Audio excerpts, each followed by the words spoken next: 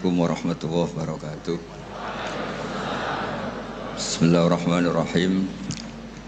Tabarakalladzi nazzala al-furqana ala 'abdihi liyakuna lil 'alamin nadhira. Allahumma shalli wa sallim wa barik ala habibina sayyidina Muhammadin wa ala alihi wa sahbihi asma'in amma ba'du. Yang sangat kita hormati bersama Prof. Kures, semua tamu yang saya hormati. Ini karena Pak Rektor sudah tawaduk, jadi tidak saya hormati. Tak apresiasi tawaduknya. Karena di undangan itu, Rektor itu tulisannya Fathul Wahid, nggak ada profesornya, nggak ada doktornya. Ini benar-benar tawaduk. Begini, jadi semuanya tamu yang saya hormati, ngaji benar-benar ngaji, ini bikin nervous narasumbernya. Begini, ini mungkin ada Pak TGB, ada Pak Lukman kemarin ketemu saya di Jakarta. Orang tuh kalau ingin pinter, ini anak-anak di PPAI ini, syaratnya itu kalau ngajar itu gurunya ikut, muridnya ya ikut. Jadi Syekh Zakaria Al-Ansori itu dulu gak pinter-pinter banget. Gak pinter-pinter banget, sampai dapat gelar Syekhul Islam. Karena dia itu trauma, gurunya itu namanya Ibnu Hajar Al-Asqalani itu kerennya minta ampun. Kalau melihat santri goblok itu marah betul. Kalau sekarang punya santri goblok kadang seneng karena gak nyaingi kiainya. Itu kalau ada anak UII terus dapat gelar apa di Harvard, yang bingung Pak Rektor, saya aja tidak sampai kayak gitu. Punya murid itu pinter sekali, namanya Ibnu Hajar Al-Haythami. Makanya kata saya Zakaria ini, saya kalau mau ngaji ya bingung karena guru saya itu kerennya minta ampun. Kalau mau ngajar ya bingung karena murid saya ini pinter, ditipu gak bisa. Ternyata itu bikin pinter. Ya saya sekarang di sini mau ngomong seenaknya itu ada Prof. Kures, ada Dr. TGB, itu kan kayak tukang koreksi, jadi repot nanti kalau salah. Terus yang ngaji-ngaji di sini itu juga lebih pinter lagi. Pokoknya mintanya itu masuk surga lewat arahnya Gus Pak. Bikin arahan masuk surga itu kan ya tidak gampang. Tapi saya pastikan delalah Nabi hanya ngendikan mangqala la ilaha illallah dakhalal jannah. Saya sering komplain ya sama beberapa orang-orang soleh. Saya komplain betul, bukan komplain nanti komplain betul. Dia itu ngijazahi saya wiridan la ilaha illallah panjang terus ruwet. Terus saya nggak hafal-hafal, saya dimarahin. Gus kamu itu cerdas kalau ini kok udah hafal-hafal. Memang saya sengaja tidak saya hafalkan gitu. Yang ada tambahan-tambahannya itu Pak Kures. Banyak tanya. Kenapa? Nanti ke rumah saya, nanti tak kasih tahu. Tak kasih tahu itu si orang soleh ini nangis tobat. Padahal soleh loh. Tapi dia hanya soleh perilaku, tidak soleh secara keilmuan. Jadi juga harus tobat dia. Saya cerita, di antara perlawanan ahli hadis adalah kalau hadis itu ditambahin, misalnya gini, mangqala la ilaha illallah mi'ata marrah dakhalal jannah. Jika kalau bapak kamu meninggal baru baca la ilaha 50 kali, wah sayang tidak sampai 100 sudah mati itu. Jadi berkahnya tidak ada hitungan, itu luar biasa. Tapi kamu nganggep biasa, makanya kita harus konsisten. Hadisnya hanya mangqala la ilaha illallah dakhalal jannah. Jangan kamu tambahi mi'ata marrah, jangan kamu tambahi sekian-sekian, itu bahaya itu. Sehingga ketika ada hadis mangkana akhiru kalamihi la ilaha illallah, ditambahi akhir, orang yang akhir kalamnya la ilaha illallah dakhalal jannah, yang di akhir kata-katanya itu la ilaha illallah, perkataannya itu. Itu ada orang mau mati, sudah mafatkan la ilaha illallah. Tapi terakhir terus bilang, jangan lupa ya BPKB-nya ditebus. Itu anaknya susahnya itu minta ampun. Karena anaknya terus berpikir, Gus berarti akhiru kalami abi itu tidak la ilaha illallah tapi BPKB. Ini gimana ini? Saya sebagai kiai yang baik itu tak carikan referensi supaya yang BPKB ini ya masuk yang akhiru kalami. Ini cerita kebaikan saya di depan Pak Kores. Gak apa-apa cerita kebaikan. Daripada gak diakui mendingan diceritakan supaya itu. Tak cari, itu riwayatnya Abi Dawud dan beliau sendiri dalam menambahi akhiru kalami. Di riwayat yang lain itu enggak ada akhiru kalami, cukup mangqala la ilaha illallah dakhalal jannah. Karena itu bikin keresahan, kata akhiru kalami itu bikin keresahan. Ada yang akhir kalamnya BPKB, sertifikat. Ada yang akhir katanya nasib-nasib, apalah, pokoknya banyak yang tidak akhiru kalami. Sehingga keilmuan hadis itu harus dijaga. Makanya kata Imam Muslim, Sahihain itu Bukhari Muslim. Beliau ngendikan lam naros sorihin akdaba fi syai'in akdaba minhum fil hadis. Saya tidak pernah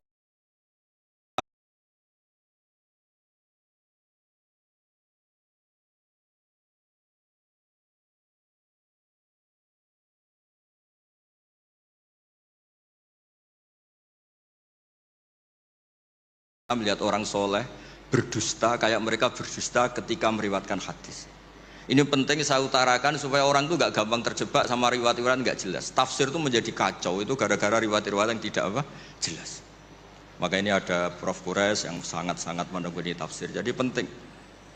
Jadi mengkhidmati orang Islam itu dimulai dari cara pandang. Kenapa saya menjadi orang baik? Itu sederhana sebetulnya, karena mengakui hukum. Saya ini memang kalau diundang jarang mau, kecuali ada teror-teror tertentu. Karena merasa tua, merasa rektor, apalah yang bisa dipakai neror itu. Ya, terserah. Yang penting bisa ada. Termasuk TGB, kemarin itu datang ke rumah saya, tapi saya sudah bilang pasti tidak ikhlas. Ternyata betul, loh undang saya. Terserahlah teror itu apa. Saya enggak, ini supaya kalian tahu ilmu itu penting, ilmu itu penting. Saya termasuk orang yang berkeyakinan, saya ini hebat kiai-kiai kampung, saya sering datang ke kiai-kiai, tapi pas gak acara, saya ciliki kiai kampung. Saya dengan kamu tuh hebat kamu, kenapa? Saya ini ngajar tafsir kayak tafsir Munir, tafsir Tobari, itu udah fardhu ain. Kamu di kampung bikin madin, ngajarin aqaid khamsin itu fardhu ain. Ganjarannya orang yang melakukan fardhu ain itu lebih keren timbang yang melakukan fardhu kifayah. Jadi kamu lebih hebat timbang saya. Dia tawadhu, tapi memang bisa saya gitu enggak, tetap lebih hebat. Ini penting supaya ada penghormatan kita pada kiai-kiai kampung, kan yang dilakukan itu selalu fardhu ain. Makanya saya tuh pernah suatu saat berpikir, kenapa ada hadis orang miskin tuh masuk surga lebih dulu 500 tahun ketimbang orang kaya. Dulu saya janggal. Ternyata kalau orang miskin tuh komunitasnya itu utang beras, jadi urusan nyawa. Jadi sekali menolong temannya itu urusan nyawa, karena sesama miskin tuh pinjemnya urusan nyawa, beras. Minta anterin ke rumah sakit pas sekarat. Kalau orang kaya itu nganterin rumah sakit karena mau ke salon, penyakit kulit, kan nggak penting-penting gitu. Sehingga surganya agak lambat karena yang dilakukan selalu tidak penting. Kalau orang miskin yang dilakukan selalu apa? Penting. Tapi masalahnya zaman akhir orang miskin banyak melakukan yang tidak penting, itu masalah itu. Itu nggak sesuai rencana Nabi. Inginnya Nabi itu kalau sudah miskin ya selalu apa? Penting. Ternyata banyak orang miskin yang perilakunya tidak penting. Karena saya pernah didatangin ibu-ibu itu miskin itu tanya, Gus doain saya kaya. Suami saya itu nganggur, saya bilang kamu siap kalau suami kamu kaya. Nanti rumahnya gaji bagus, mobilnya bagus. Lama-lama yang dievaluasi Anda, rumah bagus, mobil bagus, kok istrinya begini. Terus dia cerita, udah Gus nggak jadi, miskin nggak apa-apa. Jadi saya ini kan ya aneh-aneh, orang itu aneh-aneh. Pertama yang dievaluasi mobil, rumah diganti, lama-lama Anda. Suami kamu punya potongan gitu, iya Gus kayaknya iya, sudah Gus biarin miskin aja sampai mati. Ya alhamdulillah sampai sekarang miskin dan syukur karena berkatnya ilmu itu. Jadi saya mohon yang di forum-forum terhormat kayak ini juga mengapresiasi mungkin beberapa saudara kita di pedalaman Papua, bikin jembatan darurat di pedalaman Sumatera, Aceh, bikin apa yang memang mendesak. Sehingga yang namanya fardhu ain itu penting sekali. Saya punya riwayat dari kitab Ibnu Hajar al-Asqalani tadi, gurunya Syekh Zakaria al-Ansori. Ketika nanti di mahsyar dan secara lahir teks hadis, seorang lagi secara lahir teks hadis itu Allah itu nimbalin Rasulullah Muhammad dan Jibril. Berarti tiga, Allah, Jibril sama Rasulullah Muhammad. Terus nabi-nabi datang dan dalam jumlah yang istilahnya itu makom sing yahbitul awwalun wal akhirun. Satu makom yang semua orang itu ingin. Semua orang kena hisab, kena evaluasi, nabi-nabi ini dekat sama Allah. Itu pertama yang dikatakan oleh Nabi matur ke Allah itu, ay Rabbi ibaduka abaduka fi atrofil ardi. Yang menyembah jenengan, yang mengesahkan jenengan tidak hanya kita, orang-orang di pelosok, di pedalaman semuanya mengesahkan jenengan, semua mentahlilkan jenengan, semua mentasbihkan jenengan, tidak yang sekedar di forum-forum kayak gini. Terus Allah bilang iya. Nah sekarang itu krisis keilmuan karena agama ini diambil oleh, ya bisa dikatakan hal-hal yang besar, kayak acara-acara yang besar apa. Meskipun ini pas acara besar, justru itu saya fair ngomong ini supaya sama-sama ingat. Jadi yang dikatakan agama itu nurul yamsi bihi finnas, menjadi nur yang menyinari hati manusia. Bukan tentang ormas besar, masjid besar, kampus besar, itu bagian dari itu. Tapi ini bukan segala-galanya. Sehingga semua orang itu perasaan hubungannya dengan Allah itu privat, tidak diambil alih oleh ormas besar atau lembaga besar atau komunitas besar. Ini penting supaya orang itu merasa bagian dari hamba Allah. Makanya ada munajat, ada beberapa ibadah yang tidak disunatkan jamaah. Ini kan unik, Islam itu mengharuskan jamaah. Tapi ada ibadah-ibadah yang malah tidak disunatkan jamaah, sehingga orang hubungannya dengan Allah itu asik. Terus kedua, ini terakhir nanti Pak Guras yang cerita panjang lebar. Perilaku ilmu itu di atas perilaku ibadah. Dulu Masjid Haram itu keren.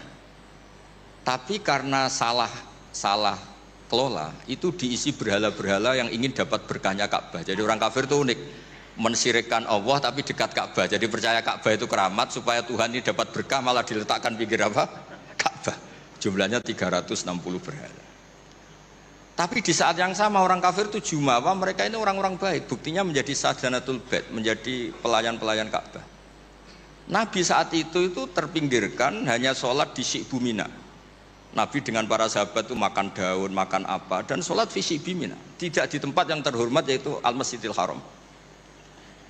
Ketika para orang kafir Jumawa bilang, bagaimana Muhammad orang terhormat sementara dia ibadah saja di lereng-lereng gunung, sementara kita adalah sadanatul bait, kita adalah ahlu sikoyatil had. Ini supaya teman-teman yang nggak ditakdir jadi kayak Pak Lukman, Menteri Agama itu ya repot. Dia agamanya formal, terus kayak Gus Pak tidak formal itu kan ya repot juga itu. Makanya saya ini nggak pati berani sama Menteri Agama. Nanti dia anggap Islam saya tidak formal kan, jadi kayak. Itu terus Allah ngendikan aja'altum siqayatal haji wa imaratal masjidil haram kaman amana billahi wal yaumil akhir wa jahada. Allah itu bela Nabi. Jangan pernah pakai ukuran bahwa ibadah haji merawat Baitullah itu menjadi ukuran lebih baik. Ukuran lebih baik adalah ketika itu orang ibadah secara benar, yaitu tauhid. Ini orang sudah lupa bahwa pernah Allah itu ngeritik siqayatal haji wa imaratal masjidil haram. Makanya saya itu kalau ngelepas haji itu dulu sering ngelepas haji orang umroh. Sekarang kayaknya orang-orang trauma, karena saya kalau ngelepas haji itu begini. Kalau menurut hadis yang sering dipasang di BRI, di BNI itu al-hajjul mabrur laisa lahu jazaa'un illal jannah. Itu populer sekali hadis itu. Terus ini ngelepas orang haji, saya ngomong gini ngelepas orang haji. Tapi jenengan yang fakir sabar juga surga. Ibu-ibu nyabarin suami yang enggak jelas juga surga.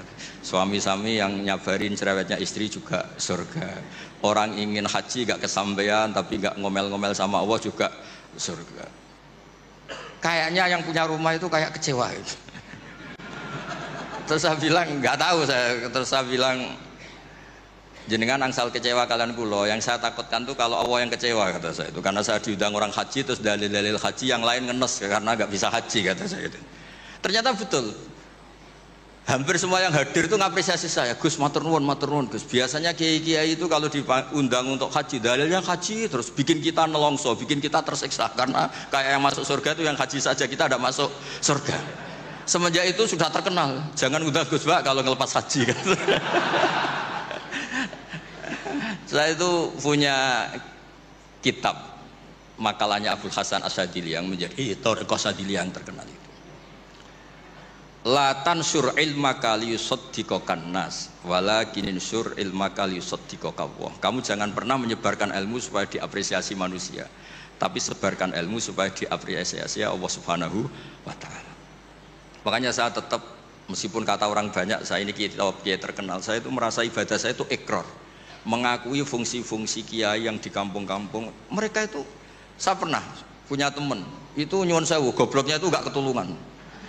Dia itu kerja di tengah hutan. Saya tidak tahu ilegal logging apa enggak, tapi kerjaan di tengah hutan. Dulu nggak ada HP, saya disuratin.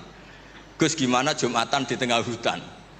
Saya bilang, kamu kan pernah ngaji. Kalau nggak kampung nggak apa, ada usah Jumatan, duhur saja. Masalahnya komunitas saya bilang, wong Jumat kok duhur, jadi mintanya Jumatan. Aduh. Pakai surat karena dulu nggak ada telepon, nggak ada. Saya bilang ya nggak apa-apa Jumatan. Dia masih punya sisa-sisa ilmu. Katanya kalau nggak 40 nggak kampung nggak wajib Jumatan.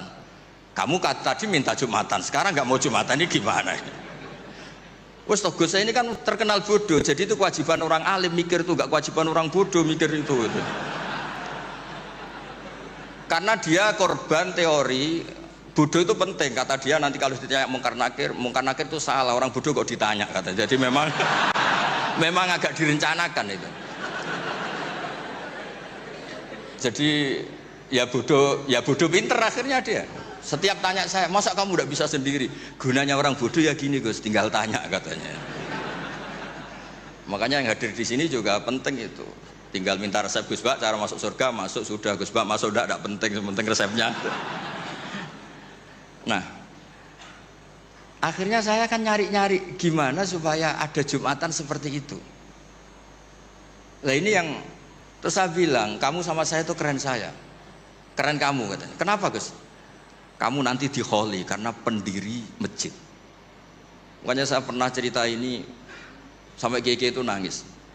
Orang tuh kalau kiai kampung itu pendiri masjid kadang dikholi. Kalau sudah kiai top-top itu bisa aja disangoni pakai uang kotak masjid kata saya itu. Ini bukan nyindir, bukan, supaya orang tuh ngerti lah. Jadi memang dulu Nabi itu penghormatannya sama orang yang melakukan fardu ain itu luar biasa. Uwais Al-Qarni itu tetangganya sudah dosowan Nabi. Uwais Al-Qarni itu belum, karena ibunya itu egoisnya minta ampun, nggak mau ditinggal, kemana-mana minta digendong. Tapi Nabi malah ngendikan khairul qurun Uwais Al-Qarni, orang terbaik tabi'in itu Uwais Al-Qarni. Umar kalau kamu ketemu minta, karena dia fanatik mengelola fardu apa? Ain.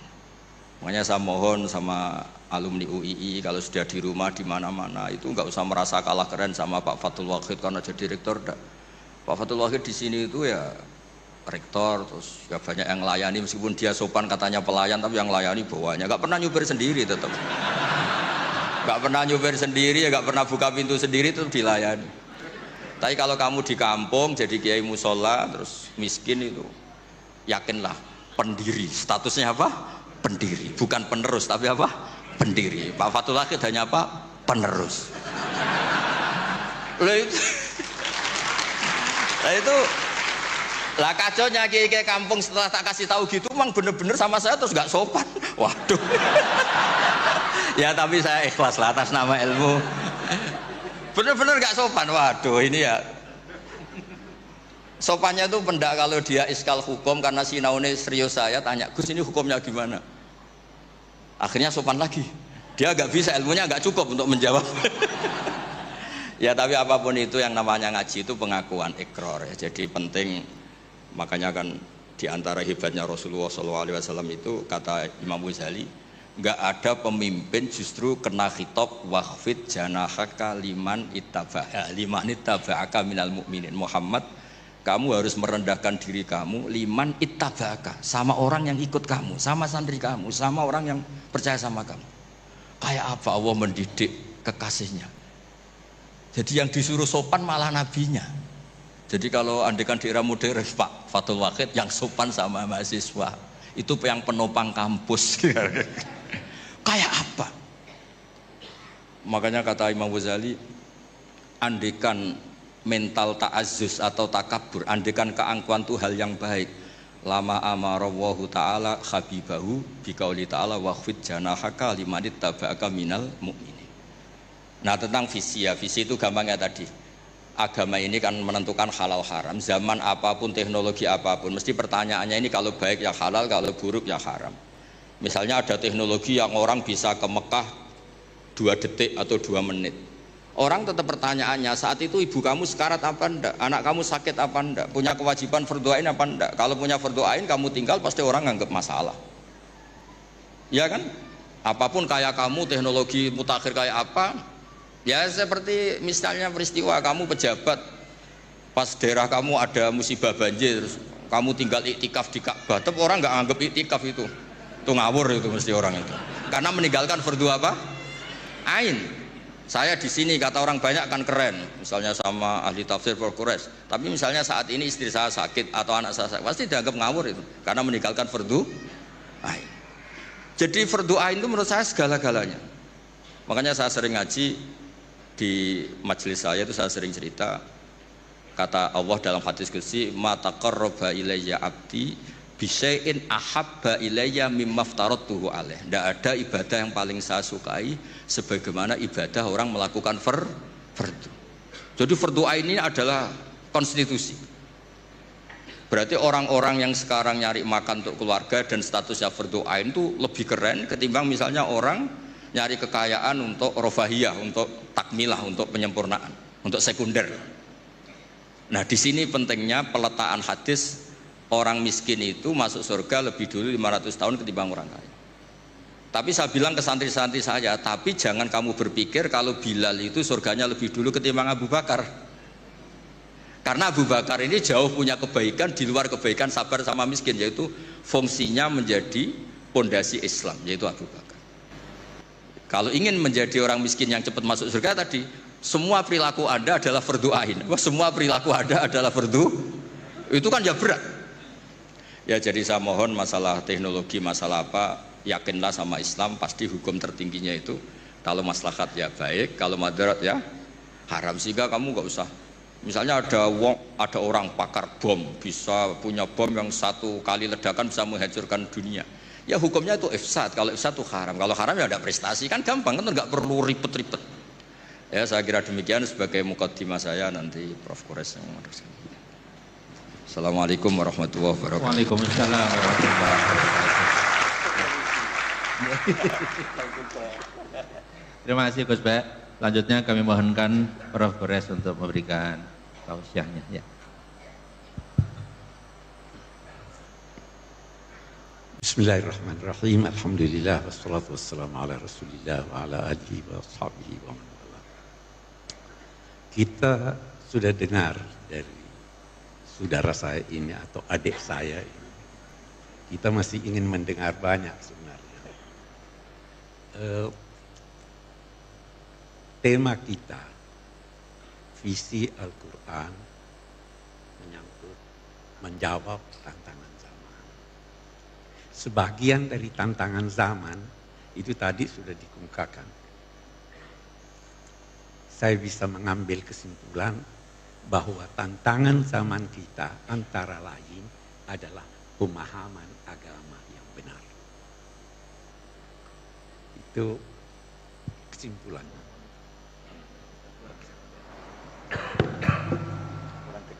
Kurang dekat. Oke. Jadi saya ulangi, saya mengambil kesimpulan dari apa yang dikemukakan oleh Gus Bahar tadi, bahwa tantangan kita antara lain adalah pemahaman agama yang benar. Kita bisa lanjutkan ini dengan mengambil kesimpulan umum, nanti saya akan berusaha merincinya. Tantangan kita itu adalah zaman itu sendiri. Zaman mempunyai tantangannya. Karena zaman berubah. Perubahan zaman itu menuntut kita untuk menyesuaikan diri dengan perubahan, tetapi tidak keluar dari nilai-nilai ajaran agama. Ini yang sulit. Nah, mari kita lihat, kalau kita kembali ke Al-Quran, mari kita lihat pokoknya apa, nanti kita lihat ujungnya di mana. Ini mengundang kita untuk bertanya, kita ini diciptakan Tuhan untuk apa tuh? Kita dapat jawabannya dari Al-Quran, inni ja'ilun fil ardi khalifah. Khalifah itu adalah petugas, bisa kita katakan mandataris Tuhan, petugas yang ditugaskan Allah untuk mengelola bumi ini sesuai dengan nilai-nilai yang dikehendaki Allah. Nah, ini khaliqun fil ardi khalifah. Malaikat bertanya, ataj'alu fiha man yufsidu fiha wa yasfiku dima. Apa kamu akan menciptakan makhluk yang merusak di bumi? Tuhan tidak jawab pertanyaan malaikat itu dalam bentuk firman. Dijawabnya, apa katanya? Wa 'allama Adamal asma'a kullaha. Adam diajar Allah semua nama-nama. Kalau kita kembali ke ulama tafsir, itu banyak sekali. Saya ingin mengambil kesimpulan begini. kita mahasiswa, kita belajar, kita dosen, kita bekerja. Ilmu yang paling perlu Anda ketahui adalah ilmu yang tidak menjadi baik tugas Anda kecuali mengetahuinya. Anda dosen bahasa Inggris, tidak menjadi baik pengajaran Anda kecuali kalau Anda paham benar bahasa Inggris. Anda tidak dituntut belajar bahasa Cina. Anda tidak dituntut belajar kedokteran. Tapi kalau Anda tugas dokter harus tahu semua apa yang berkaitan dengan kedokteran, paling tidak menyangkut spesialisasi Anda.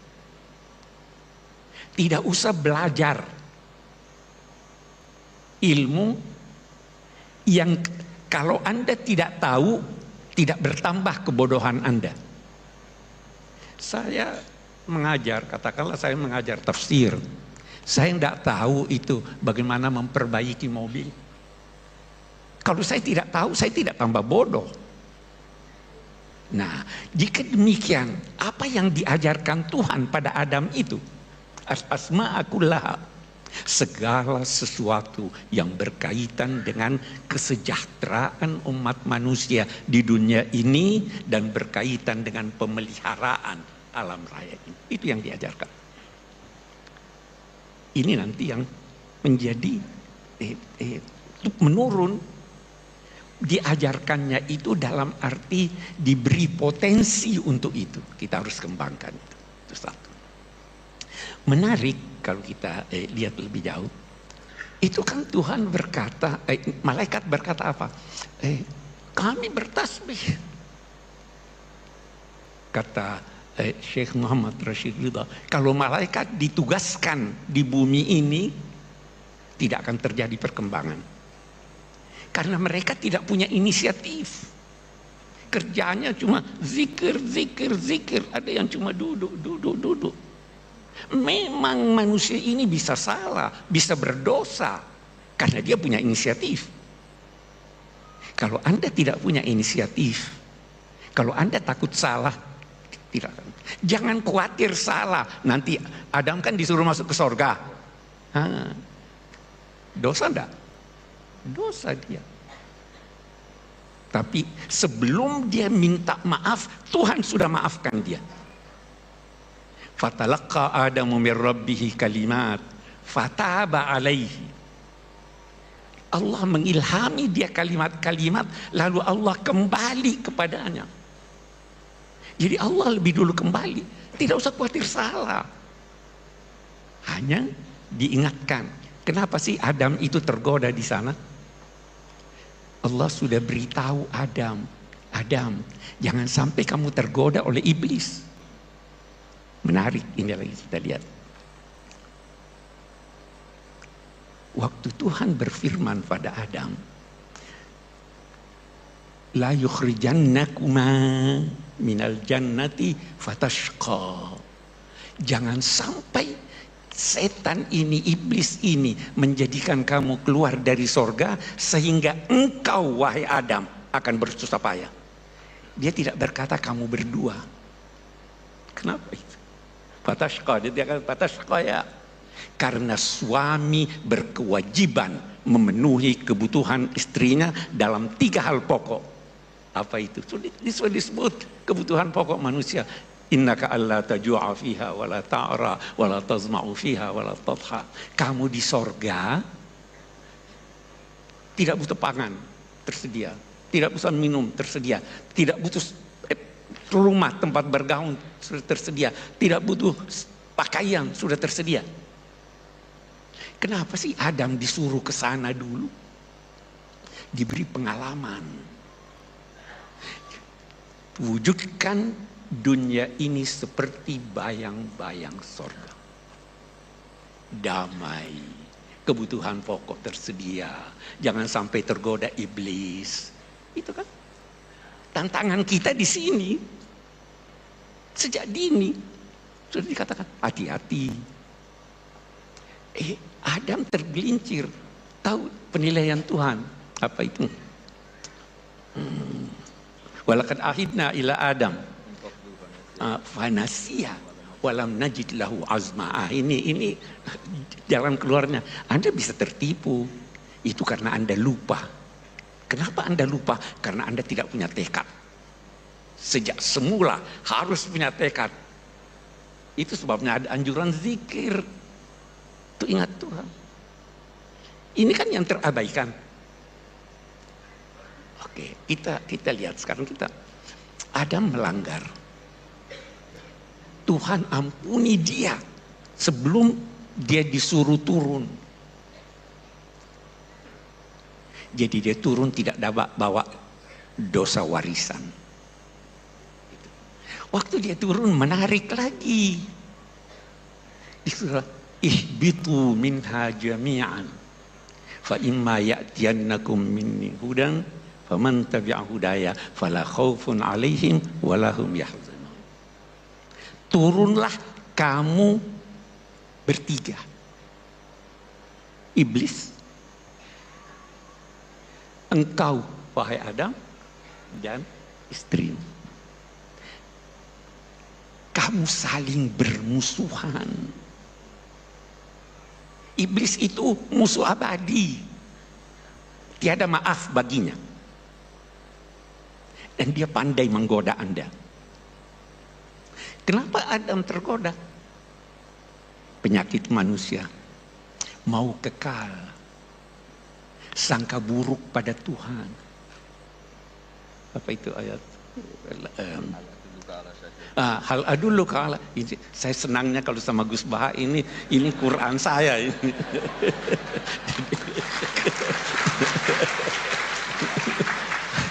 Hal adulluka ala syajaratil khuldi wa mulkin la yabla.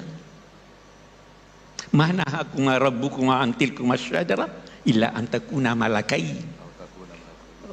Takuna minal khalidin.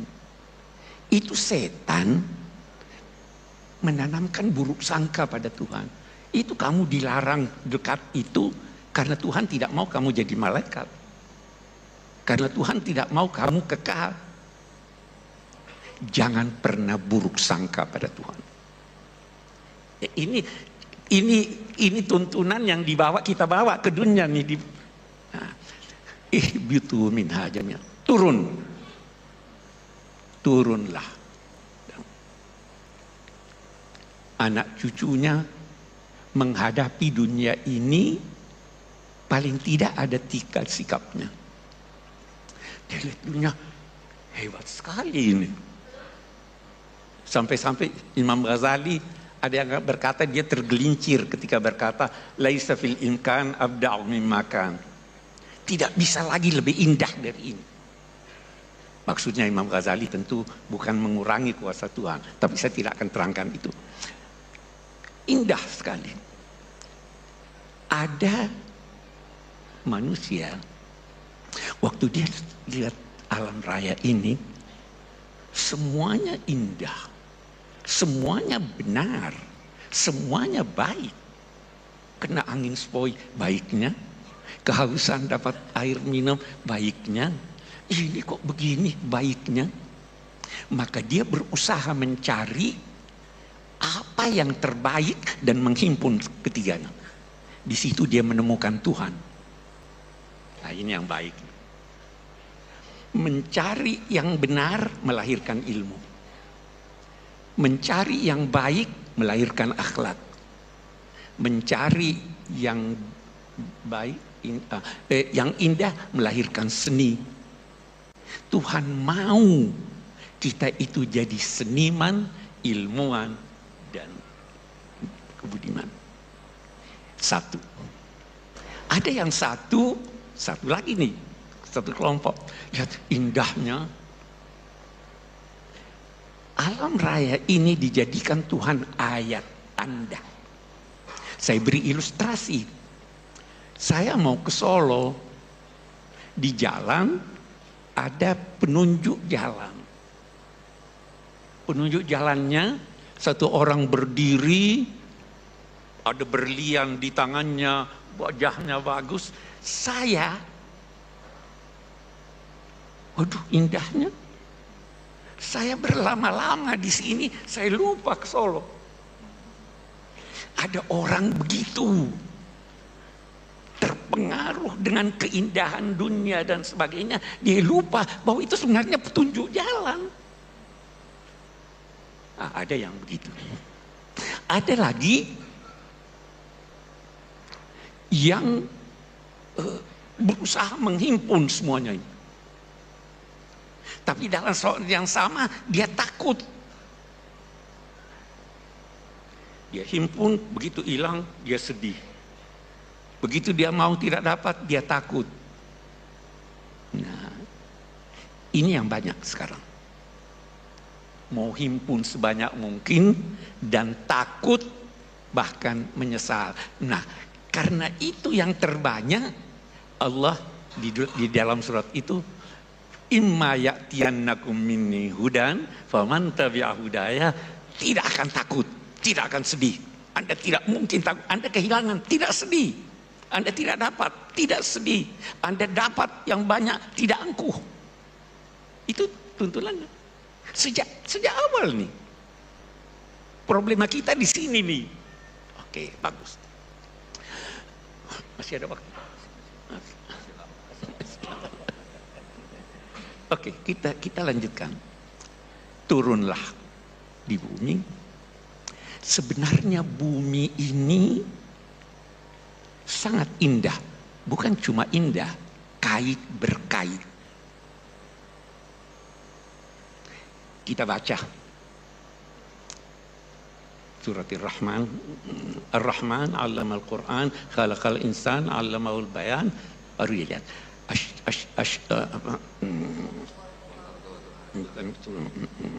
Wan najmu wasyajaru yasjudan was samaa'a rafa'aha wa wala'al mizan alla tatghaw fil mizan.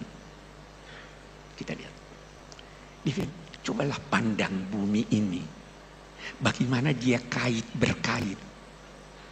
Pohon yang memiliki batang berdampingan dengan rumput. Pohon yang besar tidak menzolimi yang kecil. Yang kecil tidak ganggu yang besar. Ada keserasian.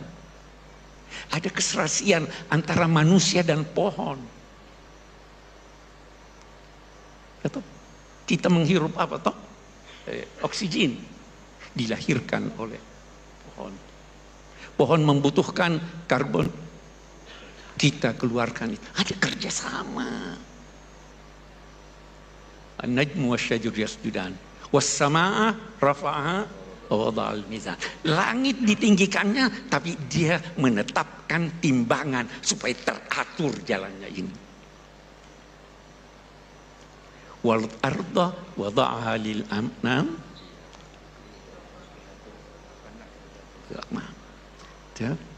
Untuk apa ya Allah itu semuanya?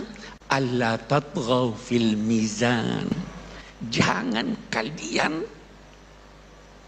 melakukan sesuatu yang tidak benar menyangkut timbangan itu. Ini kenapa terjadi bencana?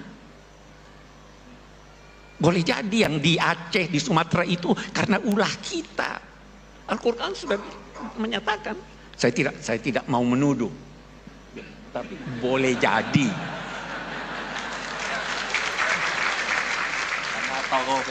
Nah, karena itu wala tatghaw fil mizan. Al-Quran sudah menyatakan wa allau istaqamu ala tariqati la aqnainahum ma'an khair. Kalau berjalan di ini, kenapa kita sakit? Karena tidak seimbang kita. Kenapa tantangan datang? Tidak seimbang antara kalbu kita dengan akal kita. Semua mau diakalkan. Itu zaharal fasadu fil barri wal bahr bima kasabat aydin nas. Sejak semula. Jadi atur keseimbangan. Obatnya keseimbangan. Seimbang dunia akhirat, seimbang ilmu dan iman, seimbang suami dan istri, seimbang dong.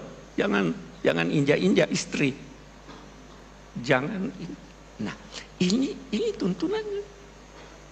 Ada keseimbangan itu. Nah, kita banyak problem. Nah, kita maju lagi, lihat bagaimana Al-Quran. Terjadi perubahan. Tidak semua manusia mengetahui segala sesuatu. Ada yang dia butuhkan tapi dia tidak tahu. Ada yang dia butuhkan tapi dia tahu, bisa mengolahnya. Nah, apa yang dibutuhkan manusia dari hidayat Tuhan yang dia tidak tahu, itu diimani. Iman itu beda dengan ilmu. Iman itu kerjanya hati. Ilmu itu kerjanya akal. Dua-dua kita miliki. Hati tidak bisa menciptakan cinta. Yang menciptakan cinta itu, akal tidak bisa menciptakan cinta. Yang menciptakan itu serasikan. Ada yang perlu Anda imani, walaupun Anda tidak faham, selama itu tidak bertentangan dengan akal. Nah, petunjuknya yang datang itu begitu. Datanglah sorga, diceritakan neraka. Kita tidak tahu. Anda kira sorga yang diceritakan Tuhan di Quran begitu? Bukan. Hanya kita tidak tahu. Jadi Tuhan beginilah. Itu kata Imam Ghazali. Semua sudah dewasa di sini ya. Saya mau beri contoh. Ada seorang anak bertanya, apa nikmatnya hubungan seks? Bisa dijawab? Ada dua. Salah satu dari dua Anda bisa jawab. Yang pertama, nanti aja kalau kamu kawin kamu tahu. Mau tahu surga? Nanti kalau kawin sekarang kamu tahu. Tidak bisa dipandangi oleh akal. Yang kedua apa? Tanya dia, apa yang paling kamu senangi? Dia jawablah, oh es krim. Surga lebih hebat dari es krim. Kita bayangkan surga itu apa? Yang paling hebat, istana, perempuan cantik, laki-laki gagah, ada makanan, anak ini. Itu mathalul jannah, perumpamaannya, bukan begitu. Makanan yang diberikan, buah-buahan yang diberikan, hadzal ladzi utila min qabl wa utubihi mutasyabiha. Karena tidak bisa dipahami oleh akal, tidak bisa terjangkau oleh akal. Hal-hal yang tidak terjangkau oleh akal, dia tidak terangkan. Salah satu di antaranya, kata sementara ulama, yas'alunaka 'anir ruh. Qulir ruhu min amri rabbi. Ini hidayat Tuhan. Tetapi ada yang bisa terjangkau oleh akal. Kalau bisa terjangkau oleh akal, tetapi mengalami perubahan, tuntunannya lain. Tuntunannya singkat. Pemerintahan, tuntunannya singkat. Syura, persamaan antar manusia, keadilan, perdagangan hanya sekian ayat. Karena itu terjangkau oleh akal. Semua problema kita, termasuk problema yang sekarang ini orang ribut itu, saya sering namai KB. KB itu kecerdasan buatan. AI. Oke. Problema itu problema kita, tantangan kita. Tantangan buat anak-anak kita tuh yang main HP. Itu luar biasa besarnya tantangannya. Tantangan kita ini kecerdasan buatan dan sebagainya. Kenapa itu terjadi? Karena kita pisahkan antara kalbu dengan akal. Kita pisahkan. Allah menginginkan kita menggabung keduanya. Di sini ada tempatnya, di situ ada tempatnya. Iman ada tempatnya, akal ada tempatnya. Iman itu kerja hati, ilmu kerja otak. Iman atau ilmu menyesuaikan Anda dengan lingkungan Anda. Iman menyesuaikan Anda dengan jati diri Anda. Iman revolusi internal. Ilmu revolusi eksternal. Iman menunjukkan arah yang Anda tuju. Ilmu mempercepat Anda sampai ke arah. Berbeda. Ini ilmu mempercepat kita sampai tujuan, tapi tujuannya salah karena tidak ada iman. Itu sebabnya Nabi berdoa, mengajarkan doa, Allahumma inni a'udzubika min ilmin la yanfa. Ilmu, tapi tidak bermanfaat. Ini tantangan besar kita sekarang. Tantangan besar kita dalam konteks memahami agama ini. Memahami agama ada cara-caranya. Bukan setiap orang mau saya begini, buka apa namanya, buka internet, buka ini hukumnya begini. Enggak begitu dong. Semua, saya kembali berkata, semua problem, tantangan yang kita hadapi karena kita tidak seimbang dalam hidup kita. Kita tidak menggabungkan antara ilmu dan iman.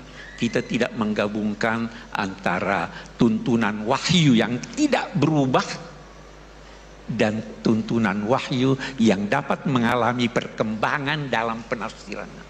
Kita masih mau pendapat lama. Itu sudah berubah zaman.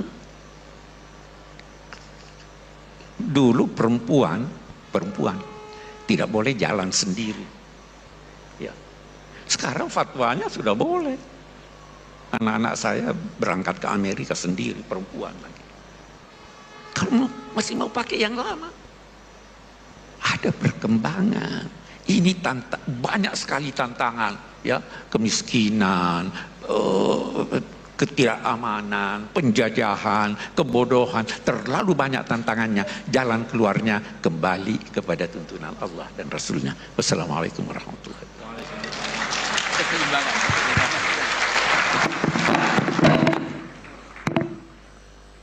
Baik, terima kasih Prof. Kures. Bu Bapak, karena ini tidak seminar, jadi tidak perlu saya simpulkan. Nah, jadi tadi banyak kata penting, poin penting yang bisa kita ingat, dan kita akan buka sesi pertanyaan.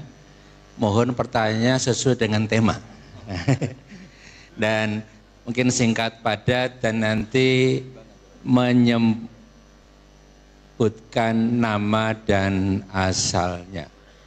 Saya sedang mencari satu, kemudian putri satu ya, putri satu yang deket tiang, dua. Kamu banyak banget. Banyak ya. Dijawab rektor aja ya. Kita dua-dua dulu saja ya. Ya, dua-dua dulu saja. Ya silakan yang pertama ya. Nanti kita buka sesi selanjutnya kalau waktunya masih ada. Yang jatah saya dijawab rektor. Ya.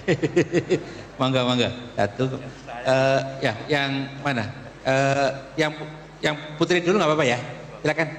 Ya, sebutkan nama dan asalnya. Ya. Baik, bismillahirrahmanirrahim. Assalamualaikum warahmatullahi wabarakatuh. Terima kasih atas kesempatannya Bapak Rektor. Saya Helmi Aulia Tazki, mahasiswi Prodi Pendidikan Agama Islam, juga salah satu anggota aktif di Pusat Studi Tafsir Al-Quran dan Hadis UII. Saya izin bertanya satu pertanyaan kepada Gus Baha dan Prof. Quraisy.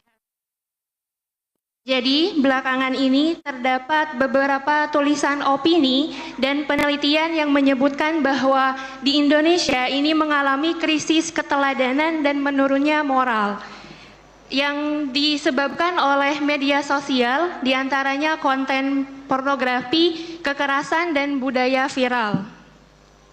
Nah, dalam permasalahan ini, pendidikan agama Islam sering disebut memiliki peranan yang besar sebagai benteng moral. Akan tetapi, di lapangan kami menemukan bahwa pendidikan agama Islam ini tidak menyentuh aspek afektif, dia hanya sampai di tahap kognisi dan kognitif. Menurut Gus Baha dan Prof. Quraisy Shihab, bagaimana seharusnya tafsir Al-Quran dan kajian hadis diajarkan kepada kami sebagai Gen Z sehingga tidak hanya menjadi hafalan, akan tetapi mampu menjadi role model dan benar-benar bisa membentuk karakter Islami dalam diri kami. Seperti itu pertanyaannya. Terima kasih. Wassalamualaikum warahmatullahi wabarakatuh. Waalaikumsalam warahmatullahi wabarakatuh. Baik, terima kasih. Selanjutnya yang nomor 2, mikrofonnya minta tolong ya.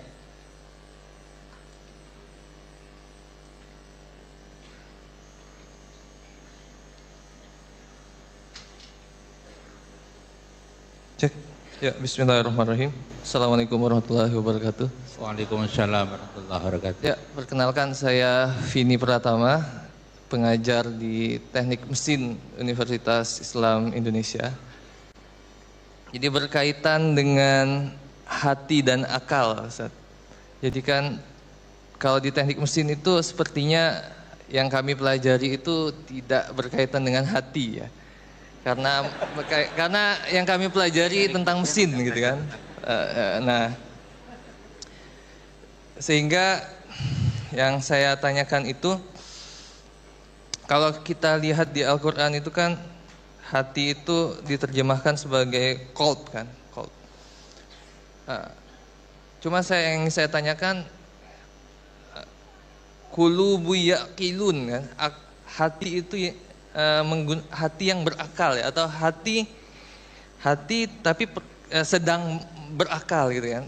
Nah, saya jadi bingung bagaimana kita memahaminya ya. Jadi hati itu ternyata menggunakan akal ya. Mungkin itu pertanyaannya, seperti apa kita bisa memahaminya ya. Wabillahi taufiq wal hidayah. Assalamualaikum warahmatullahi wabarakatuh. Waalaikumsalam warahmatullahi wabarakatuh. Baik, ada 2 pertanyaan Prof. Quraisy dan Gus Baha. Yang pertama terkait dengan bagaimana mengajarkan Al-Quran dan hadis kepada Gen Z, anak muda, supaya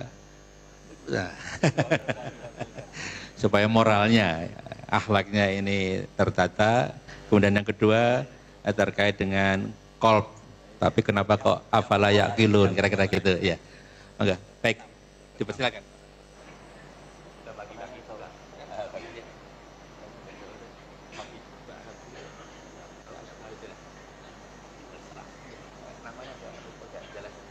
Bismillahirrahmanirrahim. Ini tadi Pak Rektor lupa namanya. Karena depannya ada istrinya, kalau ingat nama jenengan masalah.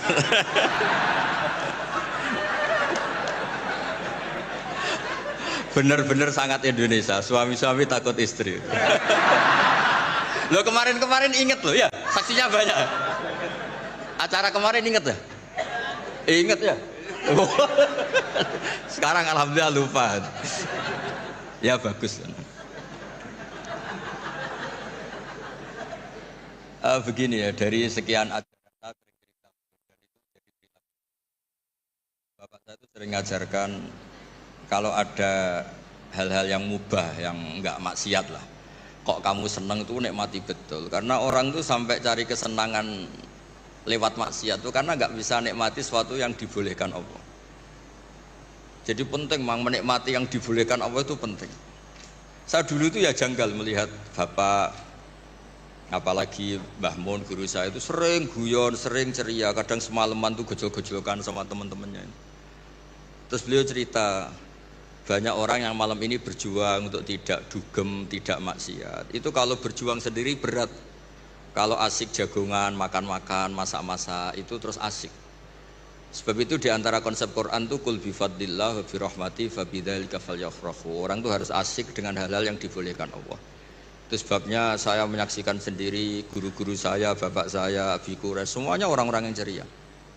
Karena bisa ceria dengan hal yang enggak maksiat itu luar biasa, apresiasi Allah Ta'ala itu luar biasa. Sampai Imam Ka'bi dalam usul fikih ngendikan, mubah dikatakan mubah itu keliru katanya. Mubah itu wajib. Karena itsma min mubahin illa wa yatahaqqaqu bihi tarku haramimma. Fayal zamu minas sukun tarkul qatli wa minas sukut tarkul qadaf. mubah, sesuatu yang boleh hakikatnya adalah wajib. Karena ketika kita melakukan mubah artinya meninggalkan keharaman. Sementara meninggal haram itu adalah wajib. Jadi mbak ini bisa nikmati cengkrama sama teman-teman, pak-pak, terus beberapa mas-mas mahasiswa itu nggak perlu nikmat nunggu lihat pornografi, lihat maksiat, sehingga Anda tidak berkebutuhan padahal yang dibenci Allah. Itu luar biasa. Itu hebatnya Nabi ngendikan wa qurratu aini fi sholat. Saya kalau sudah sholat tuh nyaman, asik. Dulu itu banyak orang yang janggal sama saya itu sering belajar, sampai sekarang belajar. Itu dulu ya istri saya itu rival beratnya itu katanya kitab saya. Tapi alhamdulillah gak dibakar. Dulu Imam Sibawa itu kitabnya dibakar karena belajar terus istrinya gak diurusin. Dia pergi ke toko, pulang kitabnya dibakar semua karena istrinya cemburu. Dikira disayang malah dicerai. Jadi menikmati hal yang boleh itu bagian dari keinginan syariat. Makanya saya sering cerita riwayat meskipun gak sohe-sohe banget tapi digunakan ulama. Inna min khiyari umati qauman yadhakuna jahran min saati rahmatillah. Di antara umatku yang baik adalah selalu tertawa karena nikmati luasnya rahmat Allah. Saya dulu ya janggal melihat bapak itu, kalau ada orang miskin rokok satu ngutang lagi, ngopi nyatet lagi, ngutang lagi, tapi meletenya minta ampun. Dulu bapak tuh senengnya bukan main sama orang itu. Saya tanya kenapa seneng? Itu sekali gak nikmati hidupnya, gugat Tuhan itu. Iri sama Pak Rektor, sama Menteri, repot itu, biar dia bangga dengan dirinya sendiri. Semoga itu cara dia tetap mengakui Tuhan sebagai Tuhan. Karena orang-orang miskin kalau digugat itu wah ngeri itu. Itu kan ya coba misalnya nyon saya orang kalau susah itu kan ngomongnya sekenanya. Wah enak kiai itu gini dapat uang, dapat penghormatan, saya dapat apa? Tapi berkahnya dia nikmati ngopi, rokok, utang itu dia bingung-bingungnya sendiri, punya dunia sendiri malah selesai. Makanya Imam Malik ketika digugat banyak dakhum mbak masona biar sudah asal gak maksiat biarin. Imam Malik itu pernah ada perempuan agak suka musik. Terus Imam Malik itu bilang, kamu gak boleh gini-gini. Imam Malik, agama itu tidak milik kamu. Laisa ilaika, wilayah itu tidak wilayah kamu. Imam Malik bingung kan. Jadi kita mohon semohon-mohonnya. Makanya Nabi ngendikan wa qurratu aini bis sholat. Supaya kenikmatan yang boleh itu benar-benar mencukupkan kita untuk tidak berkebutuhan maksiat. Tentu kita tetap manusia, makhluk khata' wa nisyan. Makanya ulama-ulama dulu tuh kalau naik gunung atau sendiri ngendikan gini, ainal muluk fi yadillah. Enaknya apa jadi raja dibanding kenikmatan saya yang sekarang munajat sama Allah. Itu solusi yang paling real, karena kalau kita pakai solusi itu haram, itu apa nanti dianggap ketinggalan zaman. Pokoknya repot lah. Makanya itu hebatnya Allah Ta'ala ketika ngendikan tentang makanan kulu washrobu, ketika cerita buah-buahan mata allakum wali an'amikum, kamu nikmati supaya diharapkan dari menikmati yang boleh itu kemudian kita tidak berkebutuhan mendapat nikmat lewat apa? Maksiat. Ya saya kira demikian.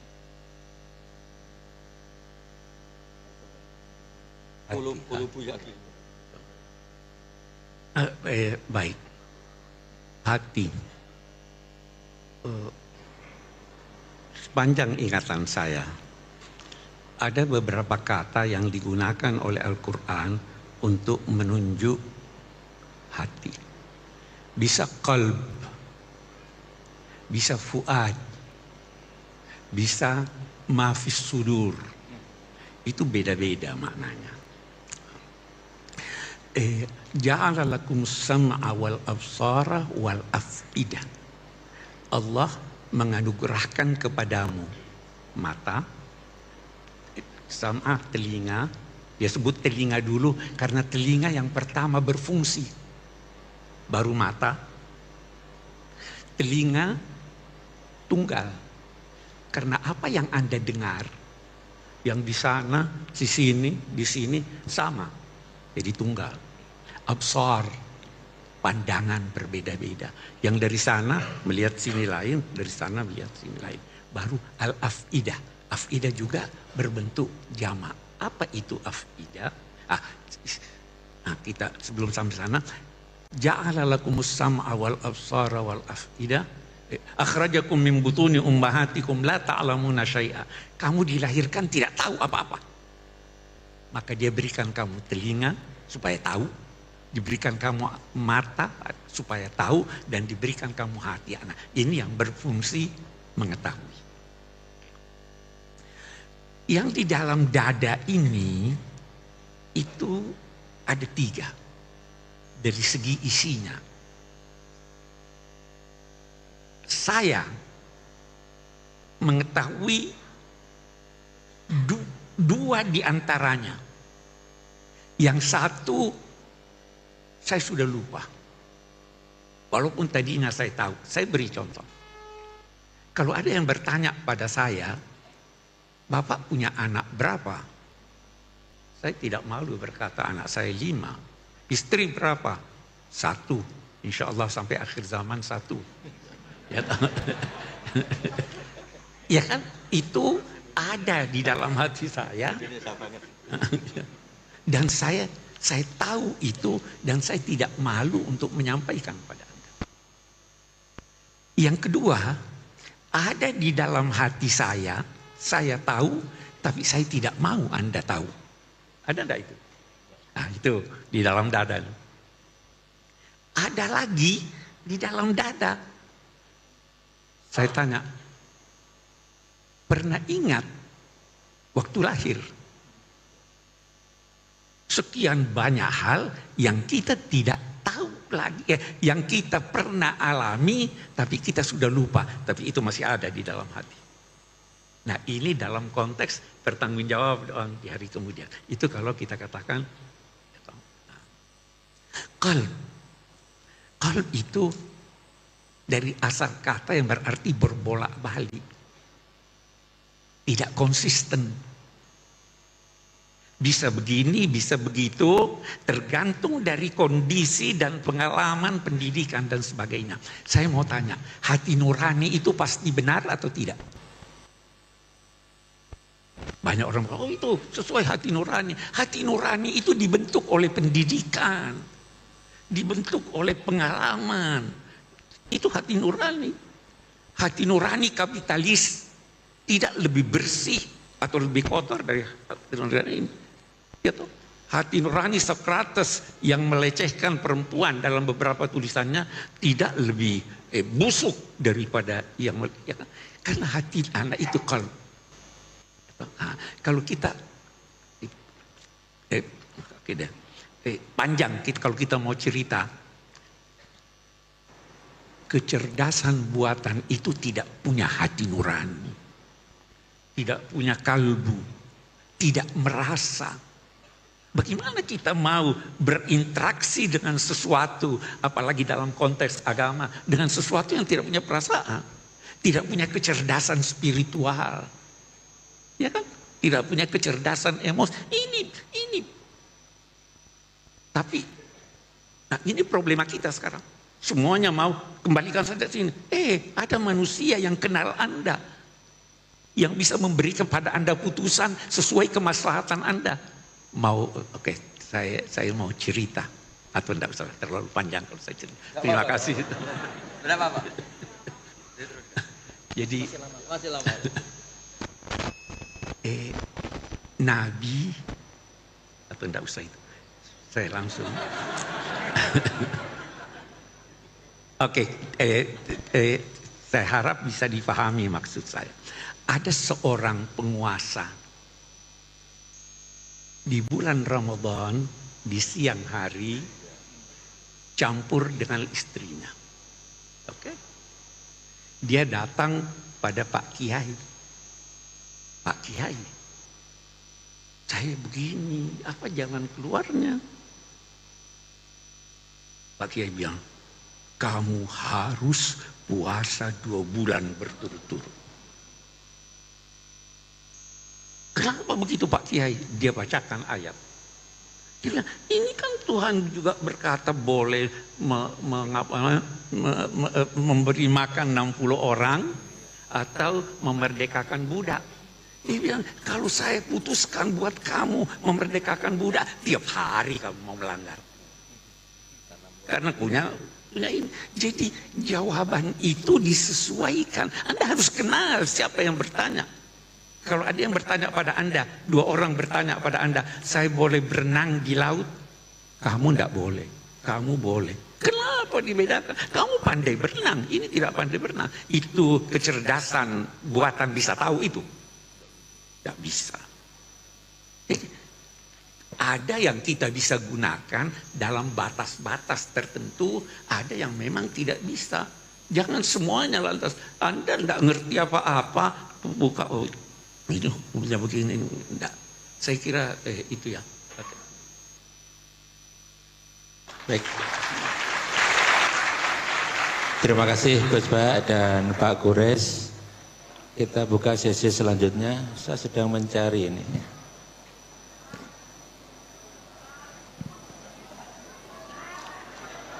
Yang satu yang paling ujung sana, ya. Saya sedang mencari saya kiri saya.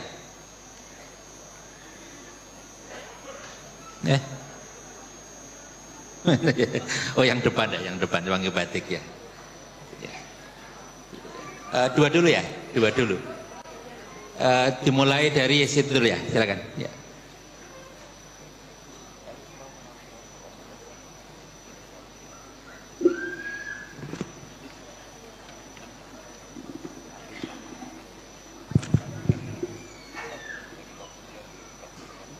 Iya baik, terima kasih.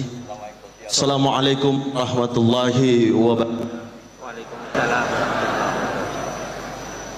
Iya, terima kasih atas kesempatan yang diberikan kepada kami. Perkenalkan, nama saya Abdurrahman, mahasiswa Magister Ekonomi dari UIN Sunan Kalijaga Yogyakarta.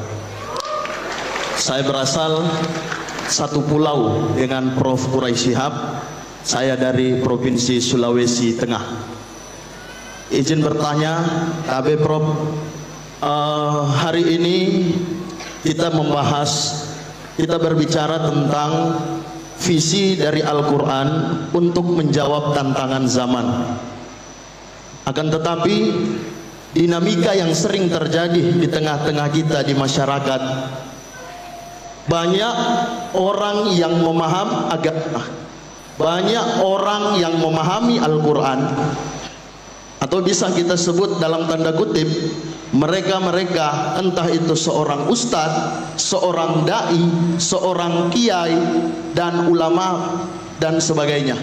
Akan tetapi justru mereka-mereka yang paham tentang hal itu masih banyak membuat hal-hal kontroversi di tengah-tengah masyarakat. Dan kalau menurut pandangan kita sebagai masyarakat awam, sekelas ulama, sekelas ustadz, sekelas kiai, harusnya mereka lebih paham dari isi-isi Al-Quran dan agama itu sendiri. Akan tetapi masih banyak dinamika yang terjadi, masih ada mereka yang berselisih paham, masih banyak lisan-lisan mereka yang mengeluarkan kalimat-kalimat bahkan sampai menghina. Saya beri satu contoh yang nyata terjadi di tengah-tengah kita. Di pertengahan tahun 2025 ada seorang seorang ulama yang dengan ringan mengeluarkan kata kalimat dari menyebut ulama kami dari Sulawesi Tengah dengan perkataan monyet dan lain sebagainya. Hal ini kan tak pantas keluar dari lisan seorang yang paham tentang agama dan lisan. Mohon pertanyaannya. Iya, kiranya bisa diberikan pandangan dari Prof dan juga Gus Bah terkait hal-hal tersebut. Terima kasih. Wassalamualaikum warahmatullahi wabarakatuh. Waalaikumsalam warahmatullahi wabarakatuh. Terima kasih. Selamat datang Prof Ova. Berkenan bergabung bersama kami ya di depan ya. Ini Prof Ova, Rektor Universitas Gadjah Mada, putri dari Rektor UII. Prof Jaini Dahlan, bukan saya. Baik, selanjutnya yang pertanyaan kedua tadi yang di ujung sana tadi, mana tadi? Di sini, yang pakai Prof. Ya. Sudah pindah di depan sini, Prof. Di mana? Oh, situ ya, silakan. Ya, Assalamualaikum warahmatullahi wabarakatuh. Waalaikumsalam warahmatullahi wabarakatuh. Nama saya Faizatul Ansoriyah, Prof. Saidatul. Dari UNS. Seperti ya. Ya, suatu saat berdoa Prof Quraisy dan Gus Bah kerso rawuh di UNS. Tadi sempat tersindir karena meninggalkan fardu ain ngajar hari ini. Tapi sudah dipindah besok kok, Gus. Jadi insya Allah aman. Jadi seperti itu. Ada banyak pertanyaan karena sudah bercita-cita lama sowan ke Prof. Quraisy dan Gus Baha. Hari ini baru lihat tadi malam posternya langsung dengan teman saya satu dari FISIP UNS Prof. Kita langsung berangkat pagi ini, sempat terdampar di lantai 3 tadi, tapi semangat 45 pindah ke bawah, akhirnya dapat tempat duduk meskipun di belakang. Alhamdulillah. Pertanyaan saya sebelum ke sesuai yang visi Al-Quran menjawab tantangan zaman, karena itu memang menjadi problematika kami sebagai pendidik terutama di perguruan tinggi. Satu pertanyaan saya yang sangat menggelitik dari dulu, kalau bisa sowan Gus Baha. Saya pernah ditukani Gus Baha dulu terkait dengan zakat, Gus, dan saya laksanakan sampai hari ini insya Allah. Pertanyaan saya yang sering muncul di IG atau apapun itu, pernyataan ngendikanipun Gus Baha yang terkait seperti ini. Hidup itu mudah, yang penting jangan maksiat dan bermanfaat untuk orang lain. Tapi itu kan susah, Gus. Itu, Gus. Itu kalau saya ngajar dasar logika ini jelas kontradiksi, Gus. Itu pertanyaan saya yang sudah saya simpan lama, dan alhamdulillah hari ini meskipun terdampar di belakang, alhamdulillah Prof. Rektor bisa melihat kami dari UNS. Saya tadi ke panitia, Mbak, sampaikan yang dari luar kota juga boleh, ini perwakilan harus bertanya. Sebelum terus Prof atas waktunya. Yang kedua, ini kegelisahan kami Prof. Quraisy, Gus Baha sebagai pendidik, bukan hanya mendidik anak kami, tetapi banyak anak-anak yang istilahnya kita sebagai pendidik kadang dihadapkan pada satu satu kondisi ketika anak memang betul-betul dibuat secara akademis itu pintar gampang, karena tinggal di leske, yang penting ada uang dan seterusnya, itu kapitalis. Karena masuk UI juga bayarnya lumayan ya, Prof.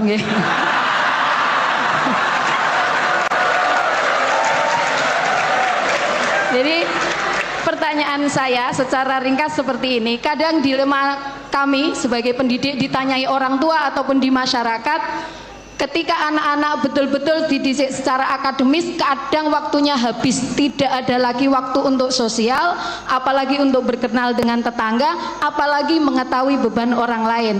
Tetapi ketika kita juga mendidik anak-anak kita untuk sosial dan sebagainya, secara akademis akan tidak semelesat orang-orang yang dididik secara akademis itu. Nah, ini Al-Quran menjawab kegelisahan kami pada orang-orang tua seperti ini, bagaimana? Itu saja. Yang terakhir bukan pertanyaan, saya nyuwun doanya untuk dari Prof. Quraisy, Gus Baha dan semua yang hadir di sini, bahwa kami para pendidik ini masih bisa tetap mempertahankan prinsip mendidik sesuai dengan zamannya. Matur suwun, waktunya.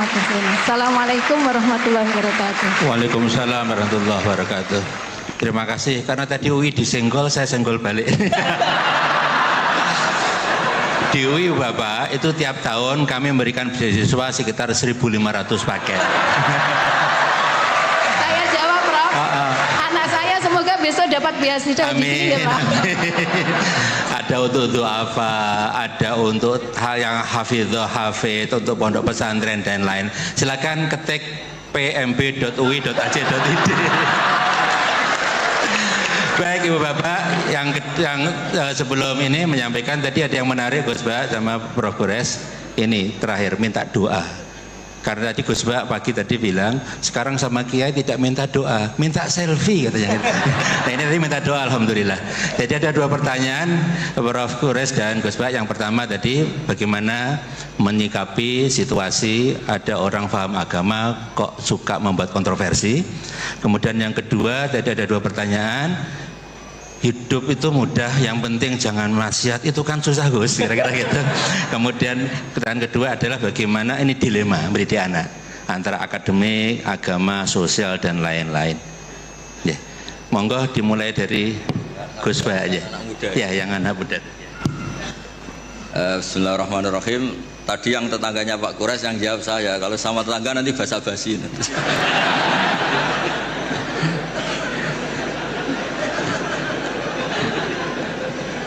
enak, mau tegas. Ada ustadz yang bilang apa tadi kamu? Ya bagus lah. Artinya bagus itu di luar ustadz dia juga manusia, mungkin pas manusia. Jadi ya biasa aja. Jadi keunikan agama ini adalah yang maksum, yang terjaga dari salah itu hanya Nabi Muhammad SAW. Sehingga kesalahan-kesalahan manusia itu bisa dua. Bisa saja ustadz itu salah, bisa saja yang salah itu Anda mengustadkan dia yang sebetulnya ada ustadz. Jadi, mengustadkan orang yang sebetulnya tidak ustadz. Jadi, kalau Pak Kures nggak sampai hati karena Anda orang Sulawesi.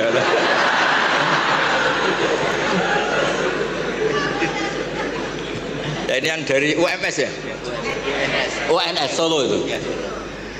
Itu yang penting yang terakhir aja dapat beasiswa tadi doanya. Begini ya, saya memang sering kalau boleh dibahasakan dalam fikih itu fatwa. Nggak penting taat banget sepenting tidak maksiat. Itu tuh mudah, yang penting tidak maksiat. Sesuatu itu bisa sangat akademik, sangat keilmuan. Misalnya kita bilang racun itu membunuh. Itu yang mengatakan itu sudah memenuhi kewajibannya mengingatkan kalau racun itu membunuh. Ketika ada orang yang tetap minum racun itu bukan kesalahan yang mengingatkan, kesalahan yang tetap minum racun. Dan kenapa menjadi mudah? Karena untuk memenuhi kebutuhan haus itu nggak perlu racun sehingga mudah. Maksiat juga sama, saya sering bilang, bapak saya itu nasihat paling sering itu kalau ada hiburan mubah, hiburan yang dibolehkan Allah kok kamu seneng tuh nikmati. Makanya itu sirinya kiai-kiai itu suka gojlok-gojlokan, suka guyon, suka ngomong yang nggak penting. Itu sebetulnya perlawanan dirinya, mungkin ya tetap namanya manusia ingin maksiat, tapi ternyata untuk ceria, untuk seneng itu tidak sampai seperti itu. Pernah ada kiai itu nggak pernah tahajud, nggak pernah witir, tapi tiap malam tuh guyon. Suatu saat ada yang tanya, kenapa engkau kiai sering guyon? Dia bilang, saya ini termasuk jenis yang agak-agak hiper gitu. Jadi untuk melupakan itu harus guyon terus itu. Jadi yang penting itu nggak maksiat, itu memang penting. Nah nanti kalau makom itu dinaikkan lagi, wa qurratu aini fi sholat, memang hiburannya itu sholat. Makanya Nabi itu, Aisyah itu cantik, Sayyidah Aisyah itu cantik, dan kalau tidur itu sengaja ditelentang di depan Nabi. Perlu dicatat Aisyah itu perawan dan cantik. Itu Nabi tetap sholat. Kenangannya Sayyidah Aisyah, kalau sujud kaki saya tak tekuk, tapi kalau beliau berdiri tak sholat lagi, tetap saja sholat. Malah beliau pamit, dari ini ata'abbadu li rabbi, saya pamit ya maklumi, saya ini baru asik dengan Allah. Ini pasti hadirin nggak terima semua. Wah itu nggak bisa, Gus, berat itu. Kalau menurut saya Anda lebih bisa, karena istri kamu pasti nggak mau. Jadi nggak mau. Itu pernah ada hadis, ini betul, ini hadis sahih. Suatu saat Nabi itu sudah sholat di majelis, sudah mau takbir, ingat belum mandi junub. Ini kan kulil haqqo ya. Terus Nabi pulang terus mandi junub, terus bilang saya lupa nggak mandi junub, makanya saya pulang mandi junub terus sholat. Ada yang tanya, Gus, masa Nabi gitu? Ya kan ngumpuli istri itu kan halal, kenapa ada janggal? Masalahnya Gus, kita kiai Indonesia tidak akan ngalami itu, kata saya. Karena maunya itu jarang.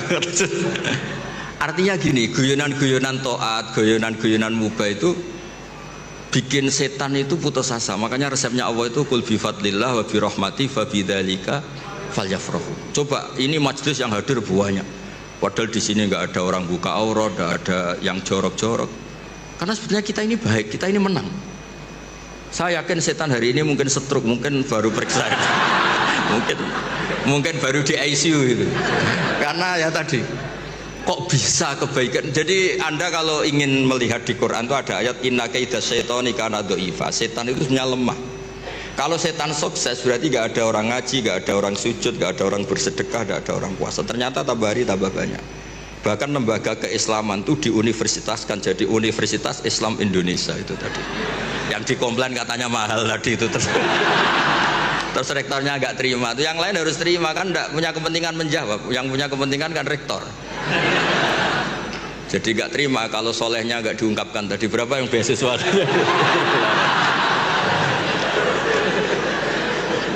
Saya punya riwayat hadis, Abi Quraisy pasti tahu itu. Ada kata-kata gini di beberapa kitab-kitab hadis, tapi model-model kitab hadis yang model wali. Karangannya Abu Nu'aim al-Asfihani. Hadis itu kan ada Bukhari, Muslim, ada hadis yang tiba kayak Abu Nu'aim, termasuk muhaddis besar. Laisa syai'un asyadda ala iblis wa junudihi minasyayatin wala aktsara li bukaihim min ayyara musliman sajidan. Tidak ada sesuatu yang bikin iblis itu nangis, bikin iblis itu susah dibanding atau daripada melihat orang-orang Islam itu bersujud. Jadi sebetulnya kekalahan iblis itu berkali-kali. Orang masih ingin memahami Quran, termasuk yang dari Sulawesi tadi, orang ingin masih punya kiai yang baik, tidak misoh-misoh. Ya harus dimulai dari memilih kiai yang baik. Kita ini kan wong salah pilih kok marah-marah sendiri, ini gimana? Ini kan repot itu. Makanya kalau istri Anda sering marah-marah itu yang salah istrinya apa pilihan Anda coba?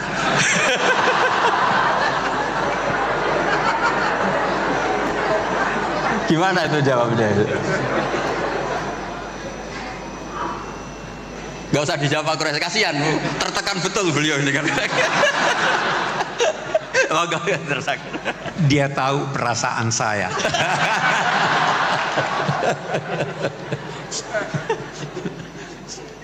Sudah terjawab semuanya, apa lagi yang mau dijawab?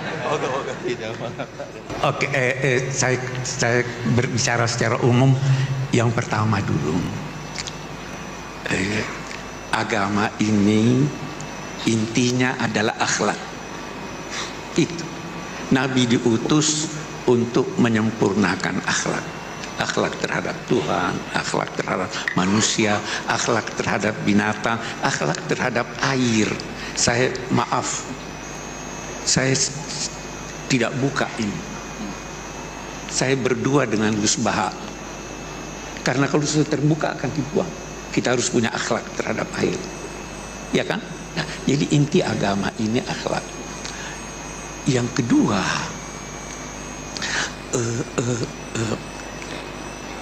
jangan pernah maki. Jelas Al-Quran, wala tasubbul ladzina yad'una min dunillah fayasubbullaha adwan bighair. Jangan maki. Itu satu. Jadi kalau memang dia ustadz atau kiai, dia tidak bakal maki. Tuh yang kedua. Tadi salah pilih. Iya. Jadi artinya, yang ketiga yang saya ingin katakan, jangan karena berbeda lantas saling menghujat. Bisa jadi perbedaan itu memang dikehendaki Tuhan. Ada perbedaan yang dikehendaki Tuhan. Apa itu? Walau sya'allahu la ja'alakum ummatan wahid. Kalau Tuhan mau semuanya. Tuhan memang mau kita berbeda, karena kita tidak bisa hidup tanpa berbeda.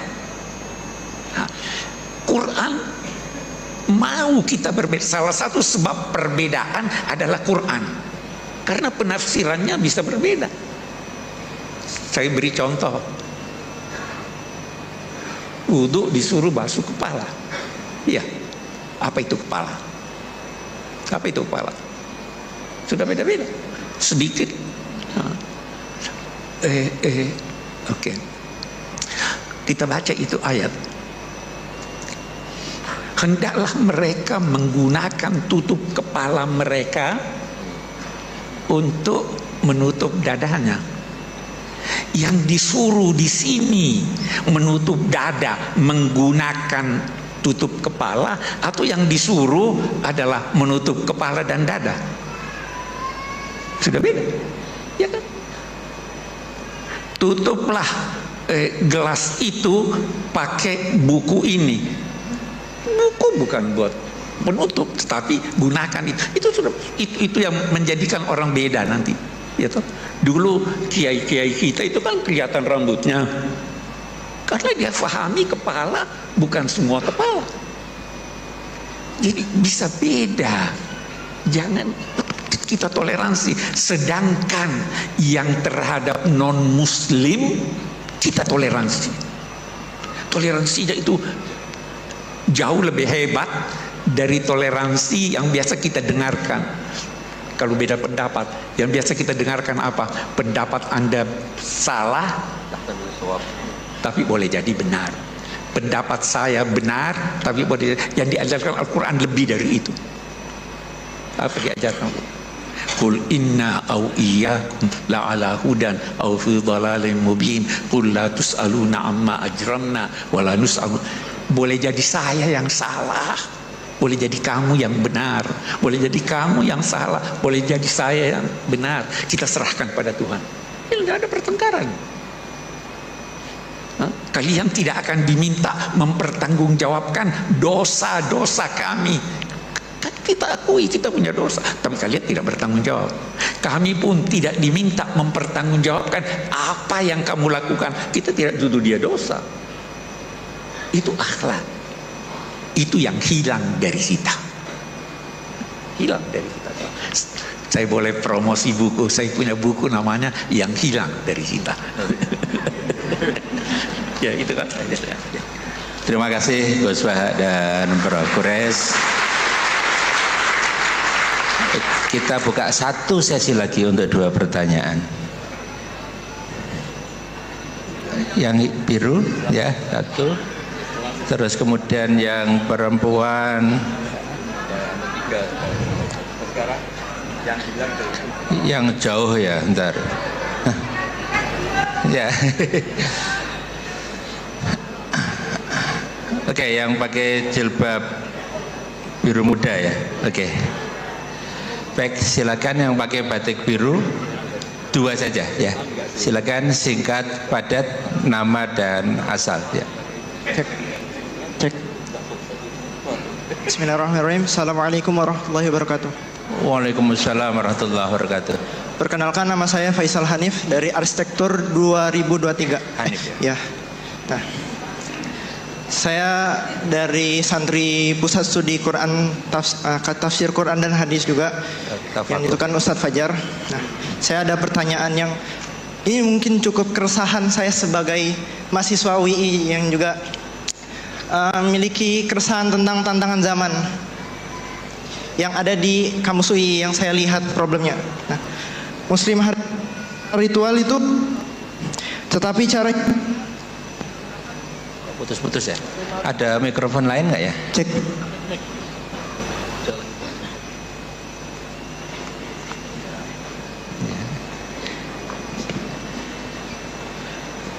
Muslim hari ini secara ritual bertauhid, tetapi cara hidupnya menggunakan moral sekular dan pragmatis.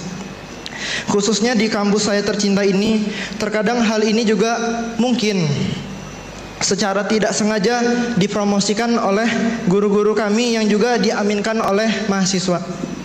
Nah, saya takut bila saja UI itu hanya menjadikan Islam sebatas nama saja.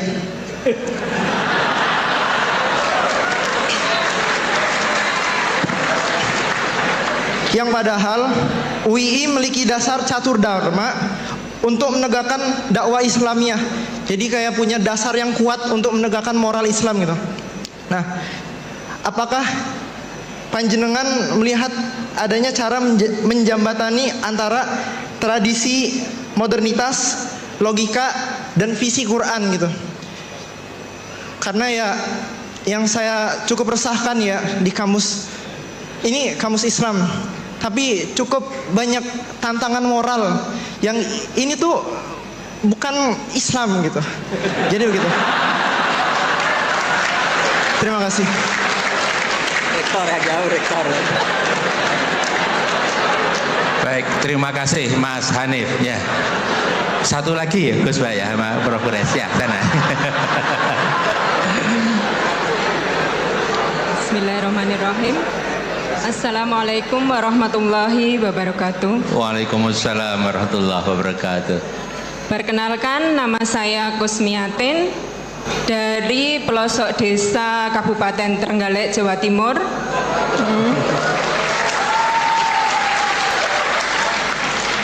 Alhamdulillah pada hari ini saya mendapat kesempatan untuk bisa bertemu dengan Gus Bahak dan Prof. Quraisy Shihab. Lantaran anak saya dua-duanya kuliah di sini dan bekerja di sini. Untuk pertanyaan sebelumnya dari para akademisi, pertanyaan ini dari ibu rumah tangga yang tidak punya pendidikan tinggi, tapi berharap anak-anaknya punya pendidikan tinggi dan memiliki pemahaman agama yang baik. Saya ceritakan latar belakangnya dulu. Anak saya pertama sudah lulus S2, selesai 30 juz, dengan mudah dididik. Kemudian anak yang kedua laki-laki, justru di saat saya sudah mulai memiliki pemahaman bagaimana mendidik anak dengan baik, tapi justru setelah kuliah dia tidak mau menghafal Al-Quran, dan itu membuat saya selalu bersedih. Memiliki pemikiran yang kurang baik terhadap anak. Dan mungkin ini juga dirasakan oleh banyak ibu-ibu ketika mendidik anak-anak tidak sesuai harapan. Jadi saya itu tidak memiliki pemikiran negatif terhadap anak-anak saya. Saya ingin memiliki pemikiran yang selalu positif, yang akan nantinya membuat anak-anak saya itu tetap baik. Jadi saya mohon saran, petunjuk, petuah dari Gus Baha ataupun Prof. Quraish Shihab, bagaimana menyikapi kondisi yang memiliki anak-anak seperti itu, yang memiliki perbedaan yang sangat jauh, mendidik anak perempuan yang penurut dan memiliki prinsip, kemudian memiliki anak laki-laki yang mungkin memang berbeda secara psikologisnya anak laki-laki dan perempuan itu. Dan menyentil tadi beasiswa, siapa tahu nanti anak saya yang S2 dapat beasiswa S3 juga di sini. Demikian, dan untuk akhir kata saya juga mohon doanya semoga anak-anak saya khususnya dan anak-anak dari ibu-ibu yang di sini atau bapak-bapak di sini nantinya bisa memiliki putra dan putri yang soleh dan solihah. Amin. Terima kasih. Wassalamualaikum warahmatullahi wabarakatuh. Waalaikumsalam warahmatullahi wabarakatuh. Terima kasih Ibu. Ada dua penanya, Prof. Quraish dan Gus Baha. Yang satu mewakili anak laki-laki, nah, yang kedua mewakili ibu. Dan temanya tadi serupa, kira-kira gitu. Yang pertama tadi refleksi atas keadaan yang terjadi di kampus kami, ya. Ini viral loh. Kemudian yang kedua, ini bagaimana menyikapi dalam mendidik anak kok beda-beda gitu Bu ya. Ya, kan yang perempuan tadi cenderung nurut, yang laki-laki tadi masalahnya itu tidak lagi mau menghafal Al-Quran, kelihatannya gitu yang disampaikan oleh Ibu. Ya, monggo Gus Baha dan Pak Quraish. Tadi yang dari UII tadi, yang ngeluhkan perilaku anak-anak UI, tapi gak rektornya tuh yang dimaksud itu. Saya pikir semua yang bertanggung jawab pasti resah kayak Anda. Jadi Anda ini orang baik karena resah. Jadi ada cerita, ini faktual tapi ideal itu memang nggak pernah ada. Dulu di era Nabi tanpa ngurangi hormat tuh ada sahabat itu unik. Dia sangat mencintai Nabi tapi nggak bisa meninggalkan hobinya mabuk. Jangan ditiru mabuknya, ditiru fakta itu. Tapi dia kalau disuruh mabuk di tempat-tempat kayak gitu nggak mau, dia inginnya deket-deket. Sampai ada orang yang terus bilang, wah dasar kamu khimar. Nggak teruskan monyet loh ya, ini cerita asli ini cerita. Dasar kamu khimar. Pak Quraish pasti tahu hadis itu terkenal sekali, ada di Bukhari. Wa kana yulaqabu khimaran itu. Ya. Loh ini sudah iya. Saya nggak butuh iyanya rektor karena iyanya karena nggak tahu bilang iya. Butuh iyanya ini. Jadi ini nambah pahalanya Pak Rektor, saya gojlok itu bukan ngurangi pahala saya, nambah pahalanya Pak Rektor. Dan pahala saya dikurangi masih cukup lah, masih banyak.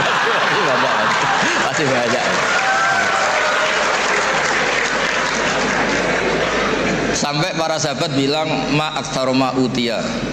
Maksudnya kamu sering dikasih sanksi, dikasih apa, masih tetap gitu. Sampai beberapa sahabat gak kuat terus melaknat dia.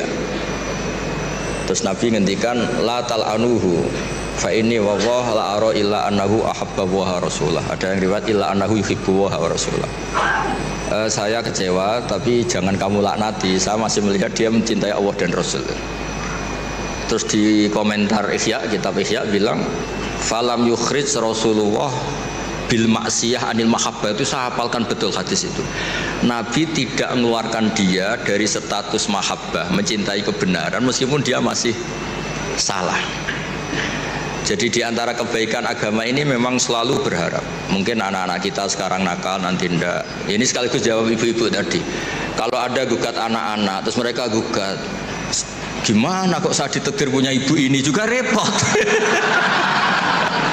Jadi repot juga kan. Jadi kadang-kadang orang itu senangani gugat anak. Kalau anak kita gugat orang lain punya ibu menteri, punya ibu dosen, saya kok punya ibu gini, ya repot juga kan. Jadi makanya dikurangi lah ngomplain-ngomplain anak. Kalau kita dikomplain balik juga repot. Jadi artinya ya hidup itu memang nggak pernah ideal, meskipun itu di zaman Nabi. Makanya kata ulama yang ideal itu nabinya. Kalau zaman mulai dulu ya sama, di Mekah dimusuhi kafir Mekah, di Madinah dimusuhi orang munafik. Ya tetap saja ada saja yang namanya problem. Karena dunia ini liyabluwakum ayyukum ahsanu amala. Saya sering cerita di mana-mana dan ini nyata, ada kiai yang sangat khusyuknya itu nggak pernah mau punya penanya atau santri cantik. Kalau ada orang cantik nggak mau nerima, kalau orang jelek itu mau dia. Tak tanya kenapa. Wah, kalau saya cantik, saya takut syahwat, takut birahi. Kalau jelek merongos kan enggak. Terus saya bilang ini dasar kiai amatir, kata saya. Kenapa kok amatir, Gus? Kalau melihat perempuan cantik itu dosa karena birahi, menghina perempuan jelek itu ya dosa karena menghina. Sama-sama dosa. Ada juga kiai itu yang berteman terus sama orang kecil, takutnya kalau berteman orang kaya itu tamak. Ternyata apa? Gara-gara berteman orang kecil mainnya suruh saja, nyuruh-nyuruh terus. Akhirnya dosa kamu istibat, menghambakan orang lain, memperbudak orang lain. Jadi sama, sebenarnya problem semua. Makanya ini cerita Pak, ini mumpung ada Bu Wafa Putri Pak Zeni, saya itu kalau berteman, kalau nggak ditakdir Allah nggak mau. Karena kalau saya milih, oh gara-gara rektor UGM saya mau berteman, nanti kena hisab saya. Makanya ulama itu agak-agak angkuh, al ilmu yuk ta'ala. Jadi kalau Allah yang milih itu yang tanggung jawab Allah. Tapi kalau saya yang milih, saya tuh banyak punya teman jadi menteri. Padahal dulu kayak teman-teman Pak Fatul Wahid yang di Kudus yang jadi menteri.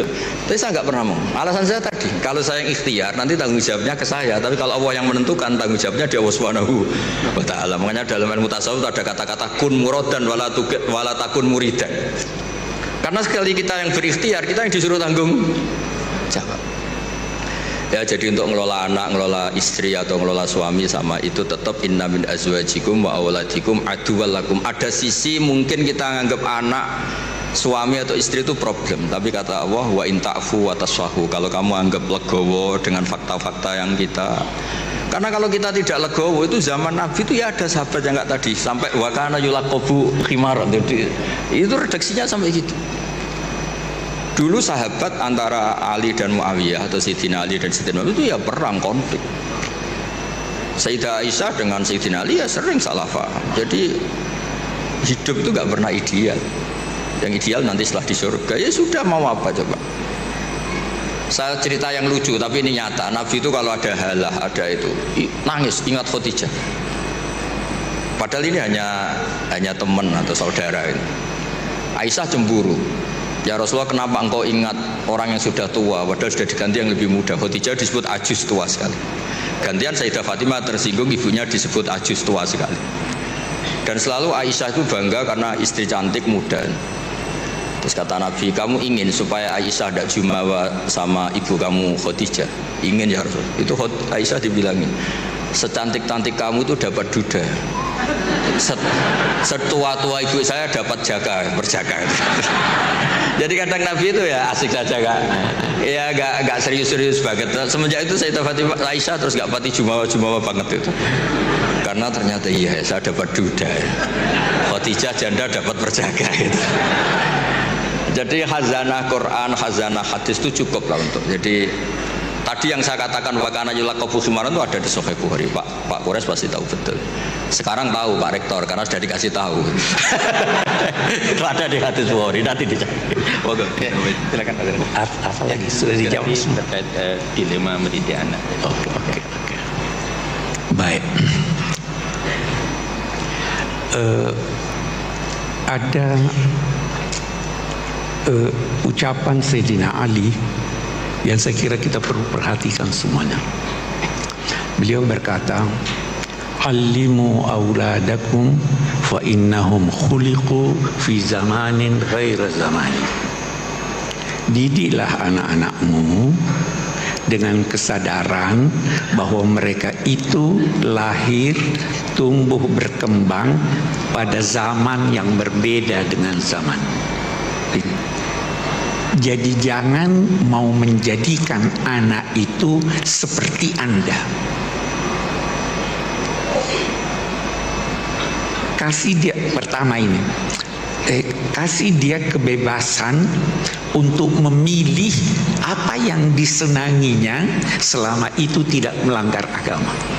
Anak saya tidak ada jadi kiai, tidak ada belajar agama, tidak ada. Saya tanya, ini mau hukum silahkan, mau psikologi silahkan, mau komputer silahkan, karena semua ilmu itu baik. Yang menentukan anak itu apa keinginannya, apa bakatnya, kita tinggal mengarahkan. Yang kedua, Bu, jangan bedakan antara anak lelaki dan anak perempuan. Perempuan itu tugasnya di dapur, anak boleh pergi. Kamu tidak boleh keluar, kamu perempuan. Laki-laki silakan. Jangan, tolong ukurnya itu agama. Tolong. Tidak membedakan bukan berarti harus sama. Tidak membedakan dalam perlakuan berlaku adil. Tidak membedakan dalam perlakuan memberi biaya yang dia butuhkan, yang wajar untuk dia. Anak laki saya tidak belikan emas dan perak. Tapi anak perempuan, karena itu adalah kebutuhannya. Jadi jangan berkata bahwa oh ya kamu sudah saya beri dulu ini sekian, anak laki minta tidak. Yang ketiga, yang terpenting, bersahabatlah dengan anak. Jadi kalau mau anak taat, bersahabat.